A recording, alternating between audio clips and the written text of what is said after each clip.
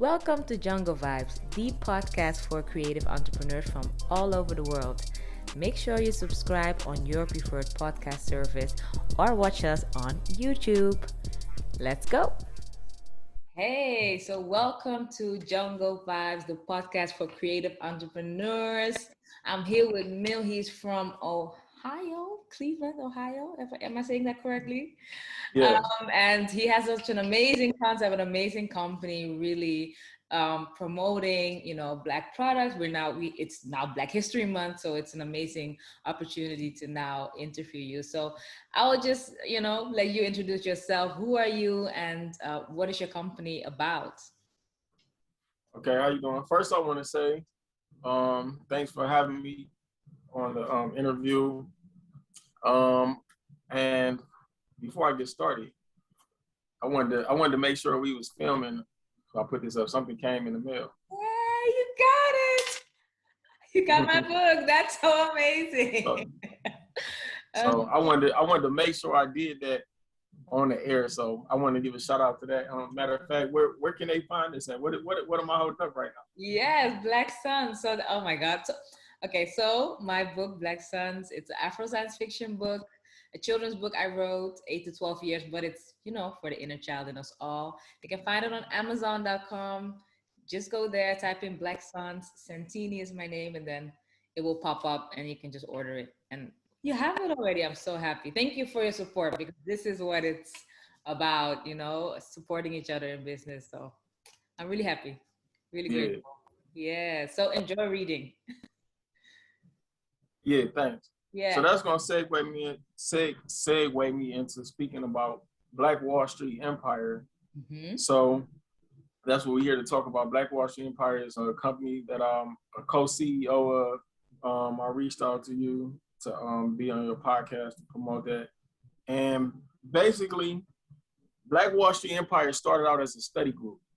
So I'm gonna go into because it's going talking about how it started, where it's going, and the vision for it is going to take me into a lot of different conversations about our community, the Black community, independence, wealth, and awareness. So Black Wall Street Empire starts out as a study group. Of course, let me ask you, are you familiar with the name Black Wall Street? Yes, I Are you am. familiar with Black Wall Street? Yes, I am, but I don't know the whole backstory, but I do know, that, well, you have to explain to me. But for me personally, also to get back to the book, because I'm from Amsterdam, the Netherlands. Originally, my parents are from the Caribbean, Suriname, South America. Most of the people don't know where Suriname is, but they know the famous Dutch football players who are actually Surinamese, like you have Seedorf, you have Patrick Kluivert, that was from back in the day, but now you have a lot of football players who are from there who are actually Surinamese. But and now I'm at this moment in Ghana, West Africa. So as a digital nomad, I have decided to. I've lived in the US before, I've lived in the Caribbean, lived in Europe, of course, and then now I'm in Ghana. So that's why also this book came to mind, to make the illustrator is also a Ghanaian illustrator, and he made all the drawings. And I really wanted to create a role model for kids so that they can see themselves as superheroes. And I think that will tie into your story, because if you have that identity, and also learn that you can trust each other. We as Black people can trust each other, so we can do business together. Then you can create that empire. That's my interpretation of Black Wall Street, like having all of the industries, banking, mining, whatever, Black owned. But let me know how do you see it? Because your company is called Black Wall Street Empire. So tell me. Right. Now that name is interesting. So you being in Ghana in West Africa, right? Is going to tie into the name Black Wall Street Empire. So it started out. I'm gonna start off by explaining me, one of my brothers named Poet, which was the co-CEO of the company, and then we had another brother named Amin Ra, who's not with us anymore. Peace be upon the brother Amin Ra, right?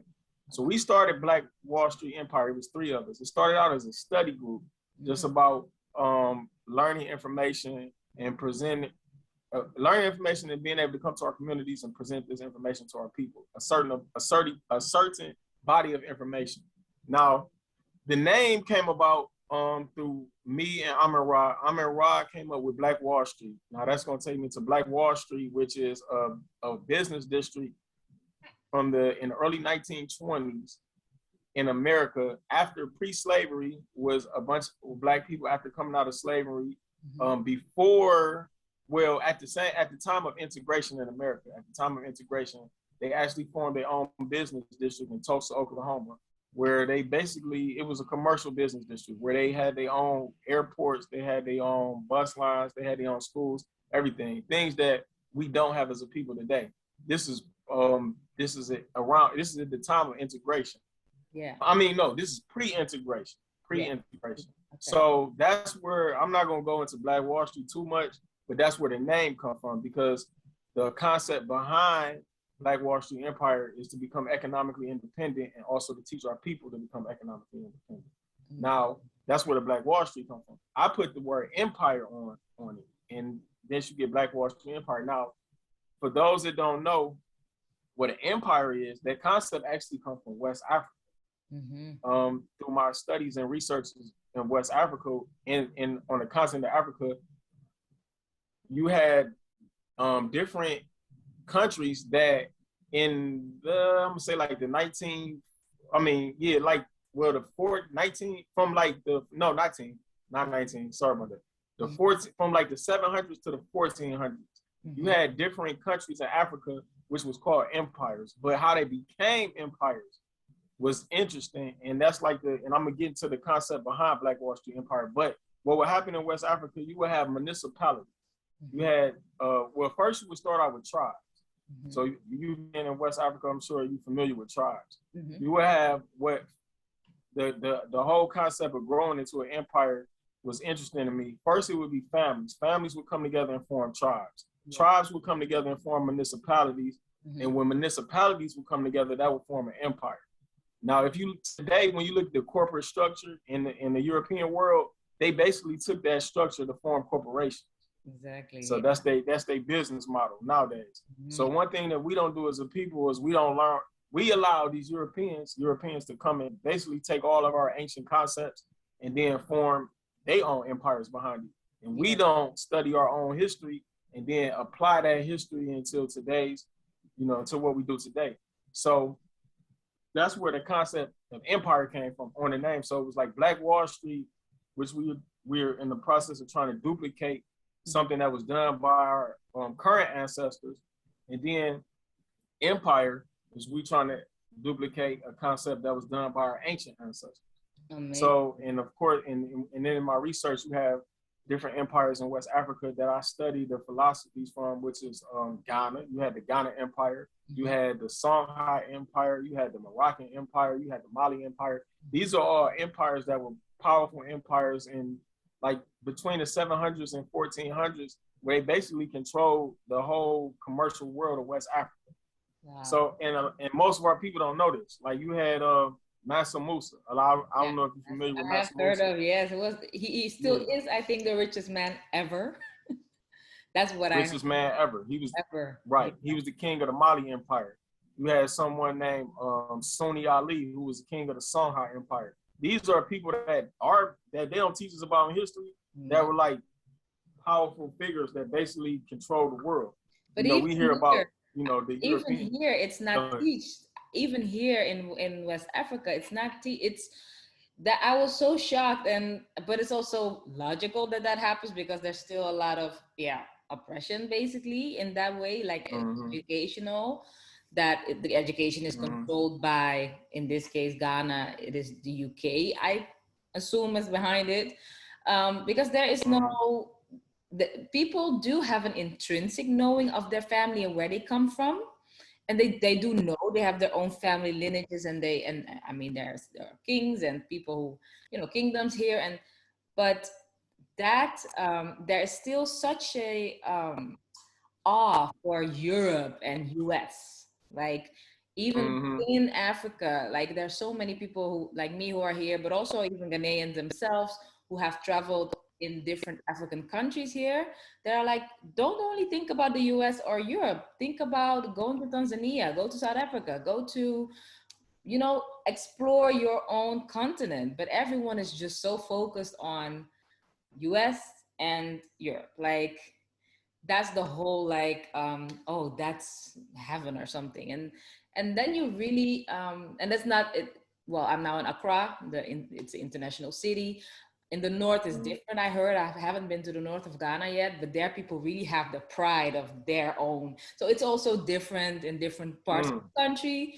And I only can speak for Ghana right now, but it's really a thing that I see here. Like, people don't know the riches and their talent, and there's so many amazing artists, like visual artists, but also like music artists, but also tech people. Everything is here, but they don't see, a lot of them don't see their value. And we really have to build also as diaspora people from the US or from Europe to build into that. So it's really interesting what you're studying, and I really say it's here also needed to know your history. Yes. That's very interesting. Yeah, colonization got us all. You know, white supremacy got us all over the planet. But that's where we fighting to change over here at Black Wall Street Empire. And, you know, not just here. It's a lot of people on the continent. In the times that we in, you know, we in the age of Aquarius, so we're in the information age. So it's a steady fight and a struggle. Sorry about that. That was my phone. It's a fight and a struggle, you know, for information. But that's going to, you know, take me into a lot of that I want to talk about in the interview, because we are in the time for change. Yes. You know what I'm saying? We in a time right now where a lot of people are really about being independent, and there's a lot of opportunities for independence out here.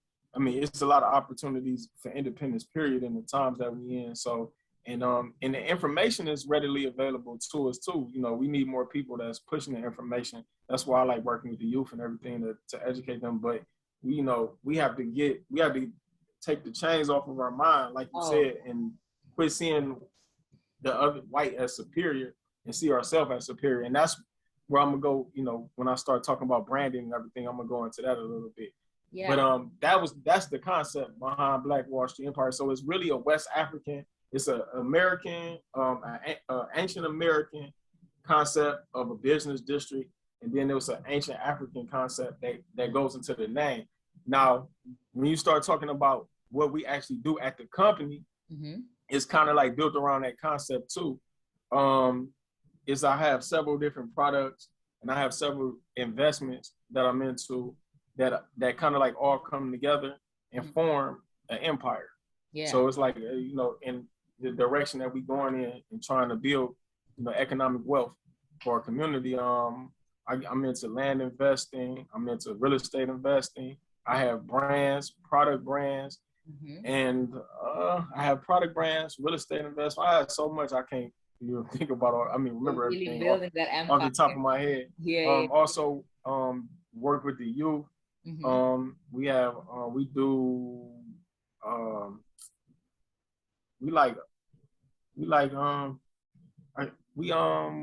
yeah, because I'm just scrolling right now because I saw something interesting, because I was like, I saw on the website blackwallstreetempire.com for everyone listening or watching right now. Just go take a look, because I saw from merchandise, you do youth sponsorship, black soap, camels. You do sponsorship as well? Youth sponsorship. That's what I was thinking. Trying to think. We do youth sponsorship, sponsor youth organizations. Oh, that's amazing. And this year we're gonna do a lot more. We do education. We got Brother Poet, who's my partner. He do a lot of educating people on public and private economics and commerce. So it's like it's a lot, you know, it's a lot incorporated into the company. But that's the whole concept of the empire. You know, I just took like the West African concept of the empire and took it into a business, you know, and transformed it into business. I really love that. I didn't see all the things about the youth on the website, but that's something you do separately. So the website is only for the products? The website is just for the products, but if you go to my social media page, you will see a lot of stuff about it. Okay, so where can people Black find Wall Street Empire? Yeah. Go ahead. people find you on social media? Can you spell it out for the people the person listening on the podcast so that we have that? Black Wall Street Mm-hmm. Empire.com_7. So there's Black BLACK Yes. WALLSTREET.com_7. And And that's Instagram. yeah. That's Instagram. And I got it's a lot. You have to scroll down the page, but I got like a lot of stuff on there working with the youth and all the products and services and everything. So that's basically the concept and everything behind Black Wall Street. Before we get into like the products and services and stuff. Mm-hmm. Also, yeah, before we get into products and stuff, that's the concept. So it's the ancient Black business district plus a West African concept of creating an empire, which Yeah. the whole corporate structure is based off of. Yes. So we basically taking back our information and our knowledge. Yes, I love that. I love that. But it is very interesting also the youth. Yeah, I'm scrolling now on Instagram, and I see all the things that you have been doing and Shop Black and oh yeah, yeah, amazing. So what is for you? You think your vision because you had three founders. Well, now you're with two people. Do you, as founders, do you see yourself creating this empire, yeah, not only in the US but also coming to West Africa or to the Caribbean, or what is your vision to build this out, maybe on an international scale as well? Yes, definitely. Africa is the end game for me. The continent of Africa. I know someone who lives in Ghana, and I have a friend Now you who know another one. huh? Now What you you say? know another one. Right, right. We'll have to come there and check you out. But Yeah. I've actually been dealing in talks or rubbing elbows with people that's been going to the continent. I have a friend, a set, who was a business partner and an associate. When she see this podcast, shout out to a set. She actually been going back and forth to Tanzania. So when I get a chance to get with her, we're gonna try to do some things in Tanzania for sure. And I like I said, I know people that's I know someone in Ghana, and I've talked to somebody who go back and forth to Ghana before. So definitely Ghana. I've actually thought about moving to Ghana, like when I get But come my visit. economic situation right. I'm Yeah. telling you because here it is, there's such a big community of people from outside of Ghana. Like even I have people from who have Congolese background, but they're from Paris. I have people from the UK. There are people from the US. I made a friend here.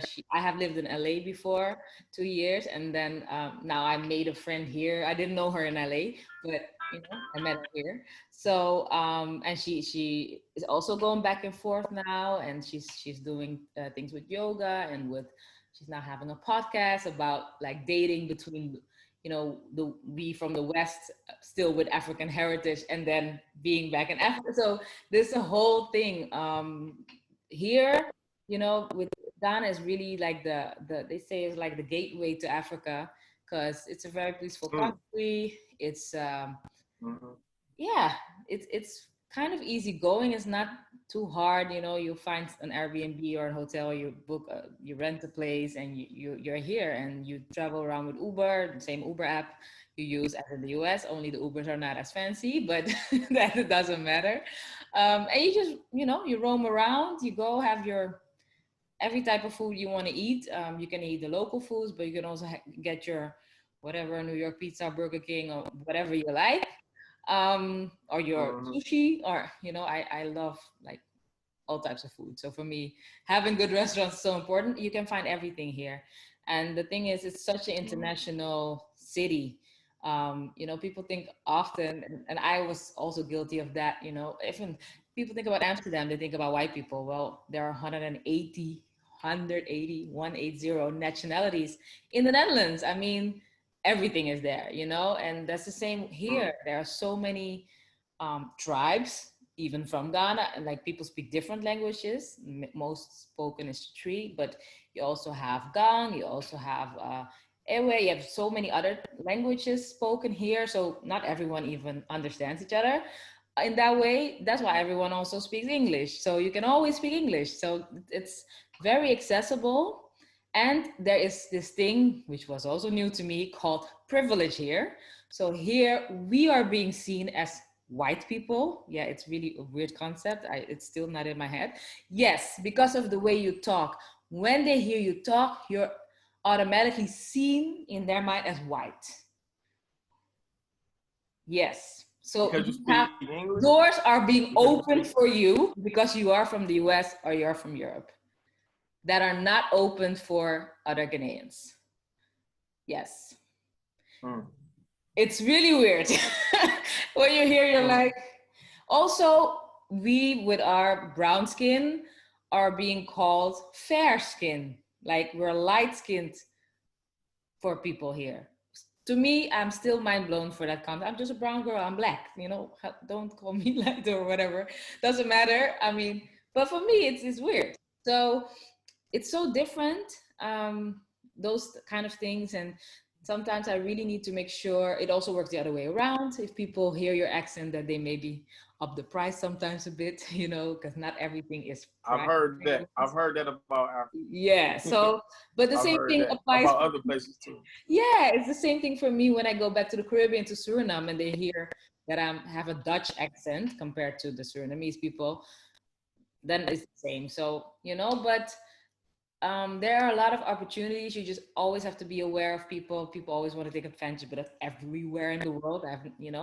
But if you just do your thing and have an open mind, and the way that you have learned to structure things, that will get you very far because a lot of things are not so structured here, and it will, Mm, yeah, it will take you very far if you have a structured way of thinking, like a Western thinking, like how you build up your things, how you set up your things, um, import export to the US, but also within Africa, it's booming. There's so much to do, but people need guidance. People, I have some interns that work for me, and I've teach them how to do social media. How to create like visual or graphics that are just nice for Instagram and those kind of things. Working with free tools like Canva, or working with Planoly to plan, schedule your Instagram post, those kind of things, like those kind of skills, digital skills. That's my thing to teach about the people about, because I love that. And NFTs and those mm, kind of things. That is really helping them, or how to set up a e-commerce store, because they don't have access to the bank accounts that we like.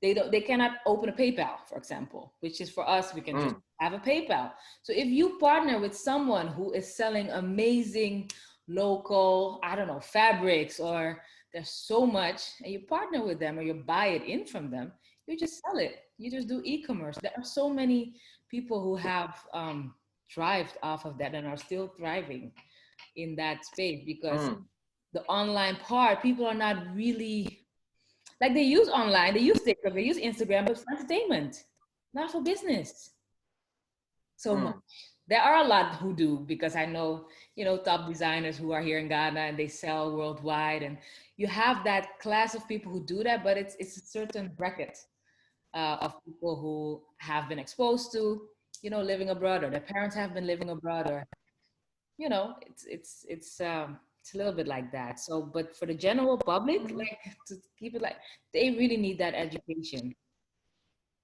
to advance. Wow. Yeah. Yeah, it's a Yeah. whole lot. I'm not here 1.5 years almost, and I'm telling you, it's you really need to visit and check it out and see how much that people who feel hopeless in the US can really feel useful here, because you see how much you have, how much skills, and how much um, insight you have. Yeah, Mm-hmm. it's Yeah. incredible. That Ghana is definitely in my sights. Like I said, that's my end game. I Hmm. plan on coming there within a year or two, but I Yeah. definitely want to get real estate there. And my concept is, America. What I know about America and Europe, they spend billions of dollars to control the resources in Africa. I They mean, do. they send the military over there. They got military bases all over Africa. just to control the resources for the land and the resources. So I look at it like, you know, if the country that I live in is going to the continent to take their resources to monetize it all over the planet, like, I mean, that's where we should be doing. You know what I'm saying? This is the Europe and America spend billions of dollars to control the resources in Africa. So if I want wealth, it would make sense for me to follow that model to go there, but to have good intentions behind what I'm trying to do there, and not, Exactly. That's the difference. try to exploit the continent the way they do. Yeah. Exactly. And that's the difference. And that's why I really encourage people to, if you can take a vacation to where do people go? St. Barth or Bahamas or whatever. You can also come here, take a vacation, especially in December. It's really lit. It's amazing. It's so amazing here. So many parties, people go all out. There is also not that much like, I know when I live in the US, when I came from a club, there was always this tension, like what's going to happen. um you don't have that, you know even in Amsterdam you have that, like the tension, people can fight and whatever. You don't have Yeah. that here. The only fights that happen, because I also organized a big festival here in December, and the only fight that happened, and it happened also there briefly, but was between people from the diaspora. The Ghanaians won't do that. They just don't resort to violence like that, and that's also so refreshing. And that people see the black man or the black woman or whatever as aggressive and threat. And of course every country and every tribe has their own aggression level or whatever you want to call it, but that is so far from. People ask me, "Oh, you're in Ghana. Is it safe?" Yes, it's safer than I've also seen shootings in Amsterdam, and there are those things there. People, it's a drug hub of Europe, of the world. I mean, I have literally seen shootings when I was just in a normal neighborhood, not any ghetto, whatever. So yeah, things happen, and I'm not saying that it cannot happen here, but the frequency is it's just so different. People are really grinding, they're really trying to survive, they're really family oriented. It's a whole other mentality. So I just want people to experience it as much as they can. That's why I've also started for myself a vlog now for my Dutch, like it's in Dutch, in the Dutch language, so that I could really also, because I do a lot of English content, but I could also explain to Dutch people, Surinamese people, people from my background. They are also they're from the Caribbean, but they're also very much like, if we go on vacation, we go back to Suriname. So not exploring so many other avenues and other countries. And just even in the Caribbean, like Africa is like this distant thing. While in the Caribbean, we have so many African roots. In my culture, the way we dress when we have traditional parties or whatever is the same as how they dress here. It's so the same. But people, we really dispersed all over. And my wish also, that's why I also do this book, and that's why I also do this podcast. I just want to bring that together, and I feel that you are on a similar mission. So that's really nice to see. Definitely on that mission. So you say you organized the festival. You a promoter in Ghana? Yeah, so I do events. Like you promote events? Yes, I do event organizing.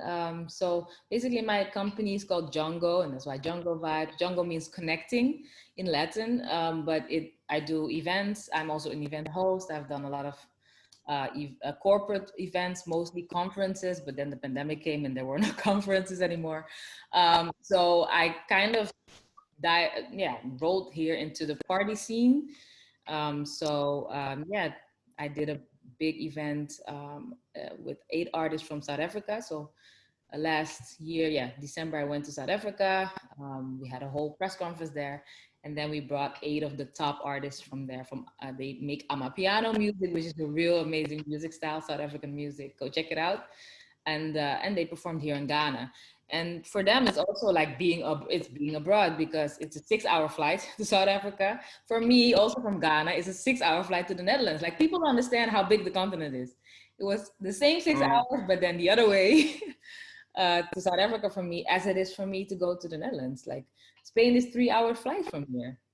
I mean, people cannot even comprehend, like, okay, you know. So um, yeah, that's what I do amongst others. So event organizing, um, book writing, podcast, and then also social media marketing. And yeah, just teaching people how to enhance their business, especially our people. So if I was to come to the continent with someone, could you help us, or would you be interested in partnering with us to do some promotions, or Mhm. showing us the ropes on the continent? Yes, I mean, I'm here. So, I have a lot. I'm serious. I'm Yeah, serious. I know. No, I'm serious too. I mean, I have a big network here. Like, that's what I do. Like in the Netherlands, and you can still look it up. If you Google my name, you will see a lot of Dutch articles. They called me the networking queen. I always know how to make connections very quickly. So that's my skill, my God-given skill. So for me, I could bring you into contact with a whole lot of people. I mean, this is, for example, the biggest water brand in Ghana, Belacqua, it's called. It's owned by Lebanese. There are a lot of Lebanese people, so from Lebanon, who are having big companies here because they are seen as, yeah, basically they're white compared to, of course, the people here. And then it opens doors. It is what it is. I mean, it's not fair, but it's what it is. So they have big companies also. And I know people from that company. I know people from. So I'm a little bit in everything. So I'm open to share my network. That's what we're here for. Some people will say they're open to share the network and they won't, but I'm someone. I'm just I'm an open book. I mean, we're all here to help each other. So No, I'm gonna come partner with you. I'm gonna come to Ghana. We're gonna do some big things. come to Ghana, especially in December. December, December? Why December? December is the new December in Ghana is with the whole holidays. There are so many parties. Every day is a feast. Like you can go to 5, 6 clubs in. I mean, there was a Snapchat of a friend of mine, and he was showing that even at 5 or 6 a.m., people were still standing in line to go to a club because people hop, from place to place. Even now, I can go out, I can go to a bar. They do a lot of karaoke here. People love karaoke and just chilling and hanging out.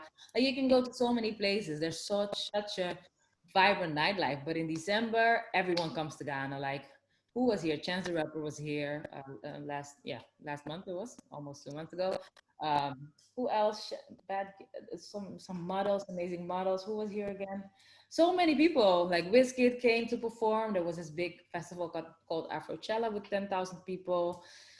Um, yeah, like Uzoma St. John. I follow her. She's the marketing manager of Netflix, right? She is Ghanaian, by the way.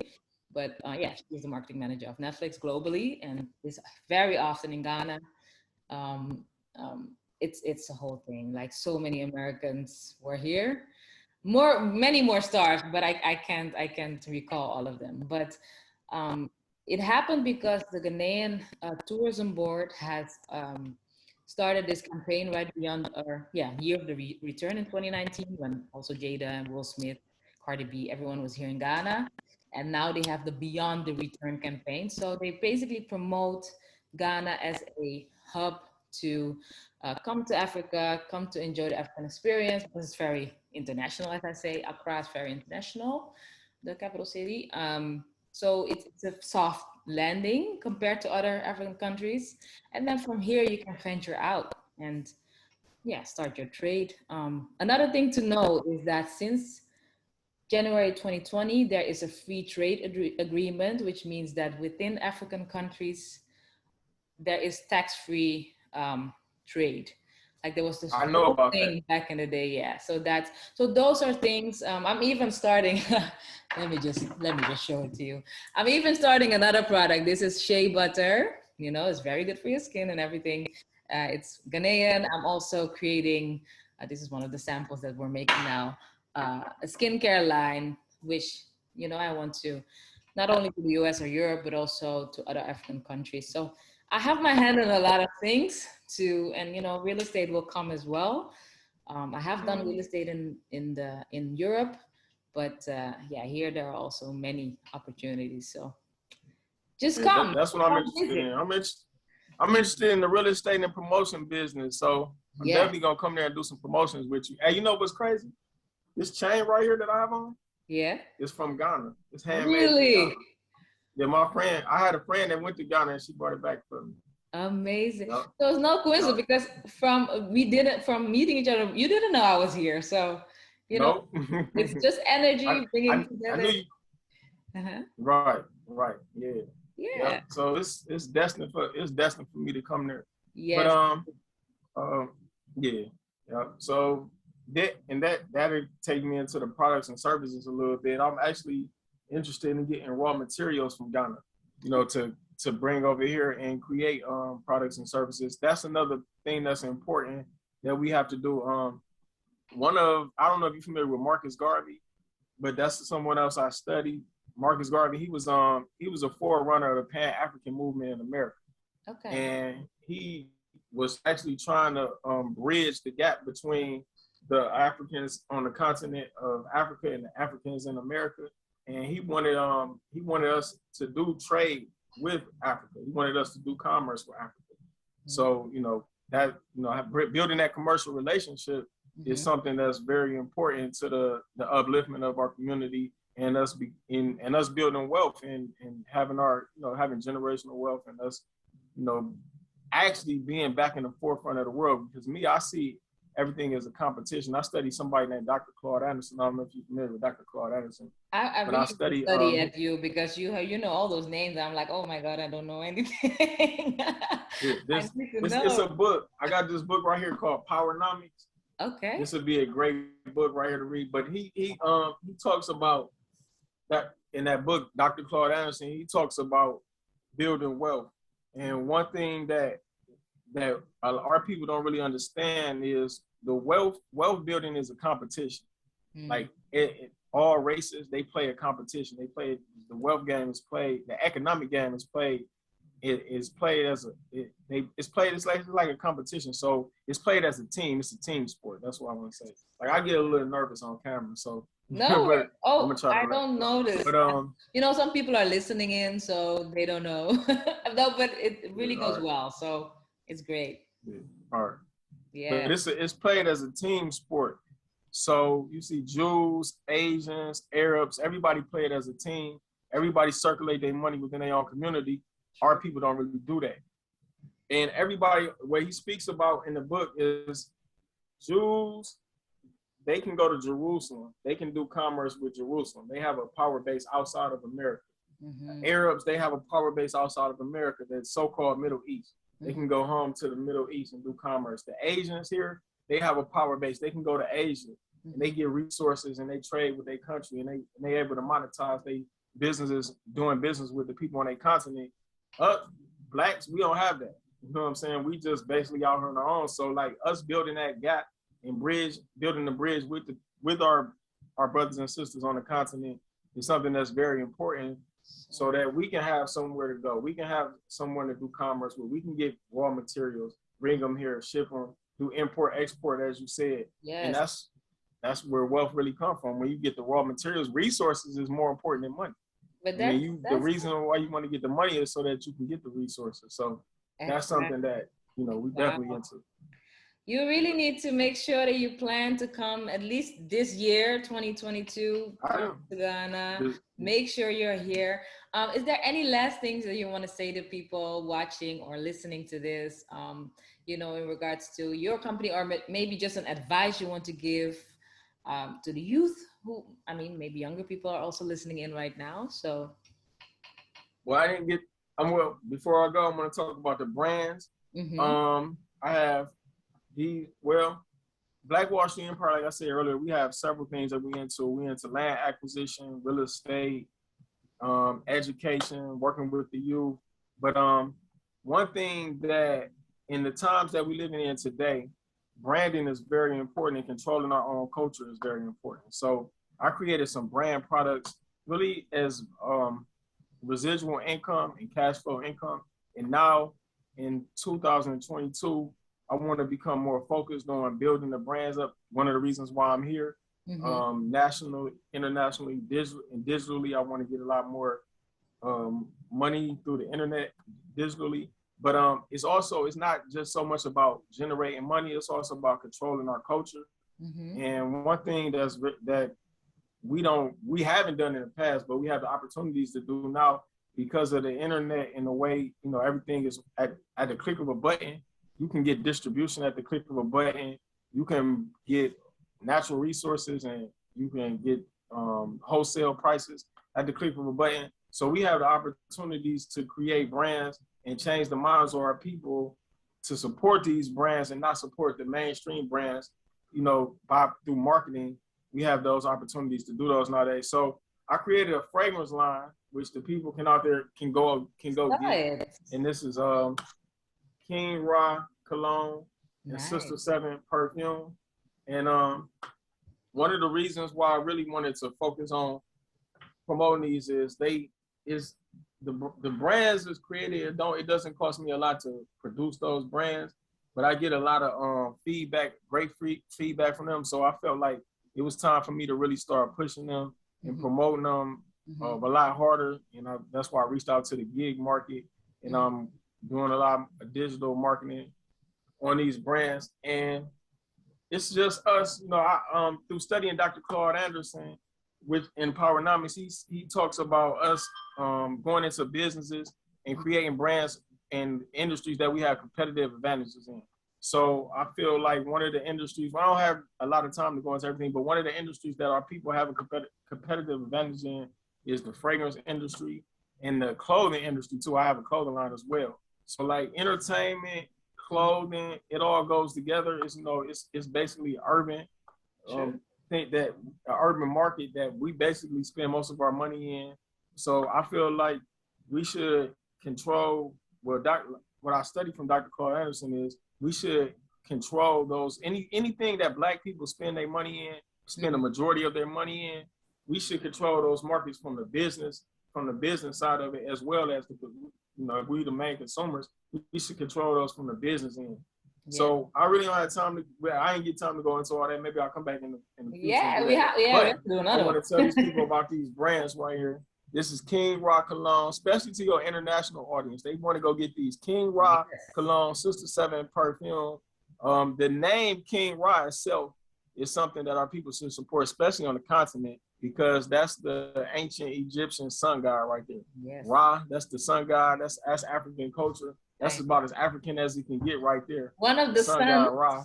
Because this book has two suns. That's why it's called Black Suns, like the suns in the sky. One of the suns' name is Ra. Right. I looked in the book. I see you got the Yeah, I checked it out. You got the unk in the book and everything. I like that. So I know when I check it out. Yeah, I see you throwing the you putting it in there subtly. I see that. So the perfume is called King Ra, and then you have the other one. It's called. The cologne is called King Ra. This is for men right here. Okay. And then the perfume is called Sister 7. Now the name Sister 7, of course, sister is representing, our ladies, our feminine. I mean, our women, our brown sisters, Black sisters. But 7 is a sacred number. That's the number of law. 7 is a number of law. That's a real sacred number to in our community, to our people, and historically, our culture. That number 7. So like the fragrance is named after us. It's our culture right here. So that's why our people should go out and support that. And it smells great. I'm gonna send you about it. I'm gonna send you about it with the Sister 7. Yeah, like when you hit me on the back channel. Yeah, now hit me on the back channels that we've been conversating on, so I can know where to send it to. But I'm gonna send you this. You gotta hit the continent with this. When you hit the continent with this, I'm telling you, like you might have 5 or 6 husbands after you wear this to one of those parties. But yeah, and that those names right there is sacred to our community, and it's about controlling our culture. We really have to control our culture. Next time I come back, I'm gonna talk about the clothing line and everything. But I have a clothing line, Boss Life. But it's just about us controlling our culture. I believe that if we spend the majority of our money in a particular market, we should have some control of that on the business end as well. Yes. And that's what I'm trying to build. Definitely, it's so needed. And I think that also ties into good advice for people listening. Like, be aware what you invest in, what you buy, and see if you can create, your own business from that. Because I mean, even people are now doing it sometimes with stocks. You buy, I don't know, Nike shoes, so you have Nike stocks, but still you're buying into the company. Of course, you can get your dividends payment if your stock rises, but use those payments to create something, and still, I mean, we are doing it step by step, all of us, but there's a long way to go, and I'm happy that you are taking this leap of faith, and with your co-founders as well. And I hope to see you soon on the continent, and also soon on this podcast again, so that we can Yeah, I talk definitely. Yeah, further. I really ain't had time to go into everything. We got the I know, but conversation. we, I was but we so will come enthused back. about about the continent. Yeah, I would want to hear what you was talking about. Pretty much, about what's going on the Yeah, continent. we, I we really went ain't a have the little time to go, but longer. I'll be back. Yes, Yeah, that's I'll why I be say back. we have to I'll be do it back. again, because we went a Yeah, little, because sometimes I keep the podcast pretty short, but it depends, because yeah, if the conversation is good, we can extend, but then let's do plan another one, and yeah. I'll be back. yeah, and then My we'll my go back. my spring clothing line is dropping in April, so I'm gonna come back then, Okay, that's and then amazing. I have a chance to go in for real. Yes, that's Yeah. so good, because I have also an amazing conversation planned with a black author, another black author from the US, and she's also writing children's books, not science fiction book, but other. It's so amazing. So I will have some things with her as well, and she also has a large following. So really now I'm creating this whole community of our people. Tomorrow I'm talking to the Cultured Base. I will connect you with them as well. They are the founder. She is a Dutch Surinamese like me, but she has set up Mm-hmm. culturedbase.com, which is basically a platform for black owned businesses from all over. So there are now a lot of people from the Netherlands, like black and brown people from the Netherlands on it.